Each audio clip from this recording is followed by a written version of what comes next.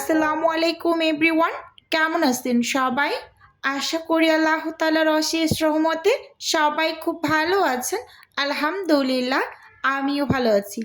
আজকে আপনাদের সাথে শেয়ার করব অর্ডারের জন্য আমি এখানে 20 পিস চিকেন ঝাল পুলি পিঠা তৈরি করছি। একেবারে এ টু জেড রেসিপিটা আপনাদের সাথে শেয়ার করব, কিভাবে করে আমি চিকেন ঝাল পুলি পিঠাগুলো তৈরি করি। আশা করি আমার আজকের এই রেসিপিটি আপনাদের কাছে ভীষণ ভালো লাগবে। চলুন তাহলে আর কথা না বাড়িয়ে ঝটপট রেসিপি দেখে নিই। আমি এখানে চিকেন ঝালপুলি তৈরি করার জন্য বুকের 1 পিস মাংস নিয়েছি। এখানে কত গ্রাম আছে তো সেটা আপনাদের একটু দেখিয়ে দেব। মেজারমেন্ট স্কেল নিয়েছি। এবার হচ্ছে মেজারমেন্ট স্কেলটাকে অন করে এর উপর আমি প্রথমে একটা প্লেট দিয়ে দিয়েছি। তো এটার ওজন আসছে 122 গ্রাম। তো এটাকে আমি একেবারে 0 করে নিয়েছি। এই যে দেখুন, এখন 0 করা আছে। এবার শুধু মাংসটার ওয়েটটাই দেখা যাবে। এখানে 269 গ্রাম আসছে, 250 গ্রামের বেশি আছে। তো যাই হোক, এই মাংসর টুকরোটা আমি ছোট টুকরো করে এখন হচ্ছে অফ স্কিনে ভালোভাবে কেটে ধুয়ে পরিষ্কার করে নিয়ে এসেছি। আচ্ছা, এবার হচ্ছে একেবারে মশলা অ্যাড করার পালা। প্রথমে এখানে হাফ চা চামচের থেকে কম সাদা গোলমরিচ গুঁড়ো দিয়েছি। 1 প্যাকেট চিলি ফ্লেক্স দিয়ে দিলাম, ছোট একটা প্যাকেট। এবং এখন অ্যাড করে দেব আদা রসুন বাটা। আমি প্রথমে এখানে রসুন বাটা হাফ চা চামচ দিয়েছি এবং সেই সাথে এখানে হাফ চা চামচ আদা বাটা দিয়ে দিলাম। আদা এবং রসুনটা হচ্ছে সমপরিমাণেই ব্যবহার করেছি। সামান্য একটু অরিগানো দিয়ে দিয়েছি, সুন্দর একটা ঘ্রাণ আসে এজন্য। 2 চা চামচ দিয়ে দিলাম এখানে আমি সয়া সস এবং সেই সাথে এখন অ্যাড করব আমি গুঁড়ো মশলা।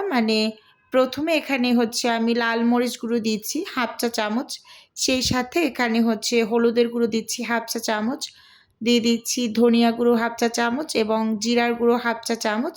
1 চা চামচ এখানে অ্যাড করে দেব গরম মশলার গুঁড়ো এবং হাফ চা চামচ অ্যাড করে দিচ্ছি আমার হাতে একটা বানানো স্পেশাল মশলা। এখানে সমস্ত ধরনের মশলা আছে, এটা আমি সব ধরনের খাবারেই ব্যবহার করে থাকি।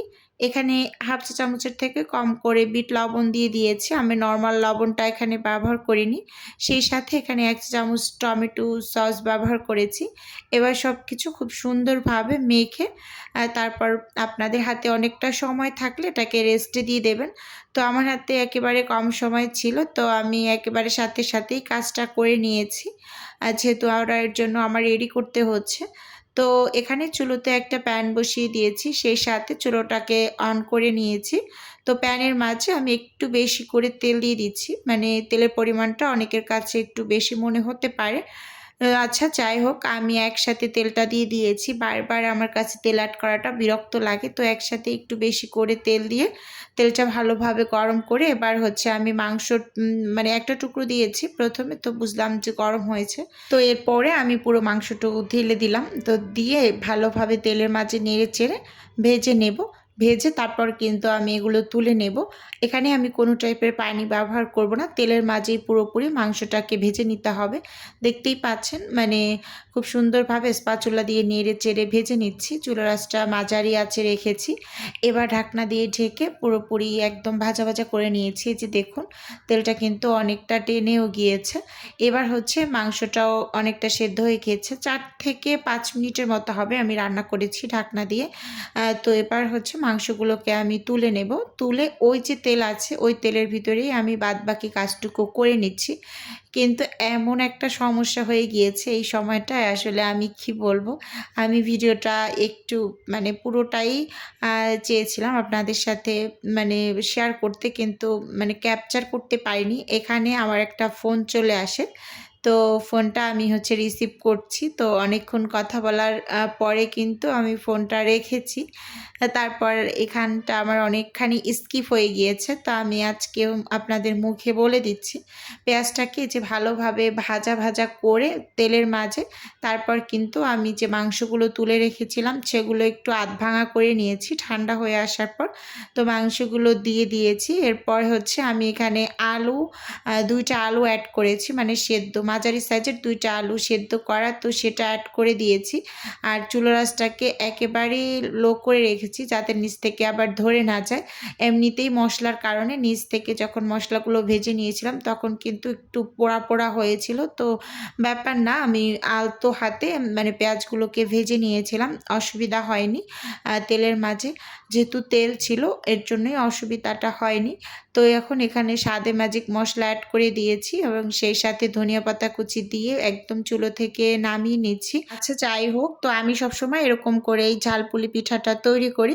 এবার চুলোতে একটা প্যান বসিয়ে দিয়েছি। আমি হচ্ছে এখানে আটার কাইটা রেডি করব। তো আমি 3 কাপ পরিমাণ পানি নিচ্ছি মেপে মেপে, আর ওই 3 কাপ পরিমাণ পানির জন্য আমি 3 কাপ পরিমাণ আটা ব্যবহার করব। তো আপনারা যারা মানে আটার কাই রেডি করতে পারেন না, রুটির জন্য হোক বা অন্য কোনো পিঠা তৈরি করার ক্ষেত্রে হোক, তো আপনারা এভাবে মেপে নেবেন, মানে যে কাপ বা বাটি দিয়ে পানি নেবেন ওই কাপ বা বাটি দিয়ে আপনারা হচ্ছে আটা ময়দা নেবেন মেপে সমপরিমাণ, তাহলে একেবারে ঠিকঠাক হবে, মানে পারফেক্টলি সেদ্ধ হবে, কোনো গোটা গোটা দলা দলা অংশ থেকে যাবে না।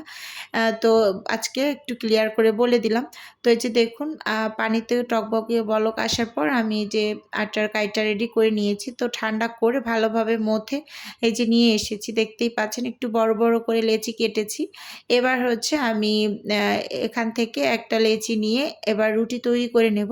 তো আমি প্রথমে কয়েকটা রুটি মানে একসাথে তৈরি করে নেব কেটে কেটে। তো দেখতেই পাচ্ছেন এই যে রুটি তৈরি করে নিয়েছি। এবার হচ্ছে বড় সাইজের রুটিটা থেকে ছোট ছোট রুটি বের করে নিচ্ছি এই যে কেটে বাটি দিয়ে। তো একটা রুটি থেকে আমি 3টা মানে কেটে নিতে পেরেছি এরকম আর কি। আচ্ছা এখন হচ্ছে যে পুরটা ঠান্ডা হয়ে গিয়েছিল তো সেটা আমি নামিয়ে নিয়েছি বাটিতে, এই যে দেখিয়ে দিচ্ছি একটু, এটাকে সাইডে রেখে এখন পিঠাগুলো তৈরি করে নিচ্ছি। তো প্রথমে একটা রুটির উপর আমি কিছুটা পরিমাণ পুর দিয়ে দিয়েছি, এবার হচ্ছে পুলি পিঠার শেপটা দিয়ে দেব। তো আমি সবসময় পুলি পিঠার শেপ যেটা একেবারে অরিজিনাল তো সেটাই দেওয়ার চেষ্টা করি। অনেকে খাস দিয়ে বানিয়ে নেয়, তো আমি সবসময় এভাবে করে হাত দিয়েই তৈরি করি, এটা আমার কাছে দেখতে ভীষণ সুন্দর লাগে। আচ্ছা যাই হোক, ভিডিওর এই পর্যায়ে এসে ছোট্ট করে নিজের বিজনেসের একটু প্রচার করছি। আপনারা তো অনেকেই জানেন যে আমার ছোট্ট একটা ফ্রোজেন আইটেমের বিজনেস আছে। যদি কেউ কোনো টাইপের ফ্রোজেন খাবার অর্ডার করতে চান তাহলে স্ক্রিনে দেওয়া হোয়াটসঅ্যাপ নাম্বারে নক দিলেই কিন্তু আমি A to Z বলে দেবো। আর যদি কেউ কোনো টাইপের পিঠা অর্ডার করতে চান তাও কিন্তু স্ক্রিনে দেওয়া হোয়াটসঅ্যাপ নাম্বারে নক দিয়ে আপনারা A to Z জেনে নিতে পারবেন। আর চাইলে সরাসরি কল করে অর্ডারটি কনফার্ম করতে পারবেন। শুধুমাত্র ঢাকা সিটির মাঝেই ক্যাশ অন ডেলিভারিতে প্রোডাক্ট দেওয়া হয়। তো আপনার প্রোডাক্ট আপনি হাতে পাওয়ার পর ডেলিভারি ম্যানের কাছে পেমেন্ট করে দিতে পারেন, অথবা আমাদের বিকাশ নাম্বারেও পেমেন্টটা করতে পারেন। আর এখন এখানে এই যে একটা একটা করে আমি সব পিঠাগুলোই এভাবে করে বানিয়ে নিচ্ছি। আর আমার কাছে আমার এই হাতের এই ডিজাইনটাই পুলি পিঠার জন্য বেস্ট মনে হয়। অনেকে সাজ-খাস এগুলো দিয়ে কেটে নেয়। আচ্ছা যাই হোক, এই যে দেখুন এখানে আমি সবগুলোকে একসাথে বানিয়ে আপনাদের একটু দেখিয়ে দিচ্ছি। তো এগুলো হচ্ছে এখন আমি ফ্রোজেন করে নেব, তারপর ইনশাআল্লাহ ডেলিভারিও করে দেবো। এই যে দেখুন প্রত্যেকটা পিঠাই কিন্তু খুব সুন্দরভাবে আমি বানিয়ে নিয়েছি। আজকের ভিডিও আপনাদের কাছে কেমন লেগেছে বন্ধুরা, চাইলে অবশ্যই কমেন্টস করে জানাতে পারেন। আর আপনাদের কোনো কোশ্চেন থাকলে অবশ্যই কমেন্টস করবেন, আমি রিপ্লাই করব। আজকের ভিডিও এ পর্যন্তই।